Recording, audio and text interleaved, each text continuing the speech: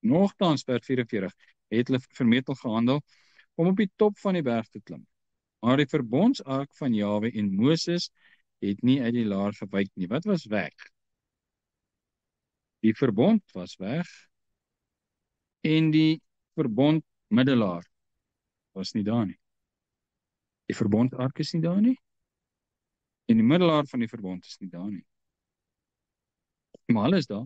Toe die Amalekiete en die Kanaaniete wat in die gebergte woonagtig was, afgekom en hulle verslaan en hulle verstrooi tot by Horma. En dis wat gebeur as ons dit op ons eie wil doen. Ek kan hierdie wonderwerk laat gebeur, maar ek doen dit sonder die verbond en ek doen dit sonder die middelaar van die verbond. Nou, ons is nou nie meer onder die ou verbond nie, ons is onder die nuwe verbond. En ons middelaar is nie Moses nie, ons middelaar is Yeshua. En nou neem ek geestelike besluite buite die verbond en sonder die middelaar. Ek doen dit op my manier. Hoe ek het verstaan, hoe ek wil hê dit moet gebeur. Kan dit gebeur? Nee, hoe kan dit? Want die verbondsark en Moses is nog in die laar en ek het uitgetrek. Op my voorwaarde, hoe ek dit sien, hoe ek wil hê dit moet wees. Hoe ek daarvan hou, hoe dit vir my sin maak. En daarom het ek my eie kerk begin. En ek is by hierdie kerk, maar ek hou nie van hoe hulle dit doen nie, so ek gaan na 'n ander kerk, hoe dit my pas. Maar daar is net een verbond. Daar is net een verbondsark. Daar is net een middelaar van die verbond. En as ons ons eie maak, sê hierdie vir ons, dis 'n resep vir ondergang. Dit sal nie geluk nie. Jy sal nie suksesvol wees nie. Jy moet binne die verbond wees. En jy moet die middelaar van die verbond saam hê. Nou, ongelukkig, as jy nou kan ek maar sê, enige Christen wat jy môre raakloop op straat, dit kan 'n familie wees, 'n vriend wees, 'n onbekende wees, en jy sê vir hom, wat is die verbond wat God met ons het? Wat gaan hy vir jou sê? Ja, ek weet.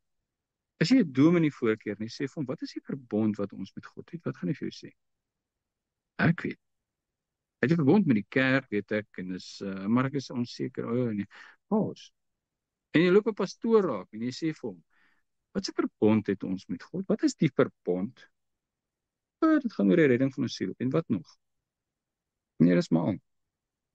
Maar wat is die verbond? Nou, ons het dit nou al in detail gaan ondersoek. God het 'n verbond gemaak. Wat sê hy? Ek sal vir jou 'n God wees en jy sal vir my 'n volk wees. Ons gaan 'n verhouding hê. En dit gaan van geslag tot geslag binne hierdie bloedlyn. Weet ons van dit? Toe Dawid by die reus kom, toe sê hy, ek het 'n verbond. Kan ek maar sê die verbondsark was saam met hom? En Vader gee my oorwinning. Solank as wat ons nie op ons eie is en wegtrek van die laar af en die verbondsark en Moses het in die laar gebly nie, sal ons oorwin. Maar as ek my eie verbondsark maak, ek besluit by die verbond is, en almal het dit gedoen. Almal het dit gedoen. Want die verbond is nou nie meer met die volk nie, is nou met die kerk, of met die Christene, of met die Jode, of met ek weet nie wat nie. Dit is 'n ander verbond. Hulle het uit die laar uitgetrek sonder die verbondsark. Sonder die middelaar, want die middelaar is die middelaar van die verbond. En wat gaan die gevolg wees? Hulle gaan verslaan en verstrooi word tot by Horma. Nie beskuldiging nie, dis wat hier staan.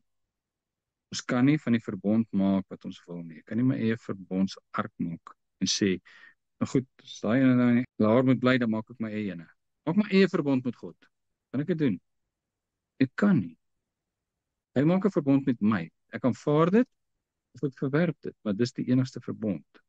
Ek kan nie 'n alternatiewe verbond voorstel. As hy gesê het ek maak 'n verbond met 'n volk en ek sê nee, jy moet die verbond maak met al die mense op die aarde. Kan hy sy verbond verander?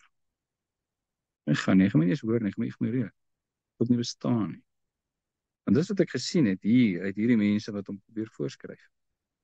Mense wat oor hom gelieg het. Want hy is wat hy is. Ons val by hom in, hy val nie by ons in nie.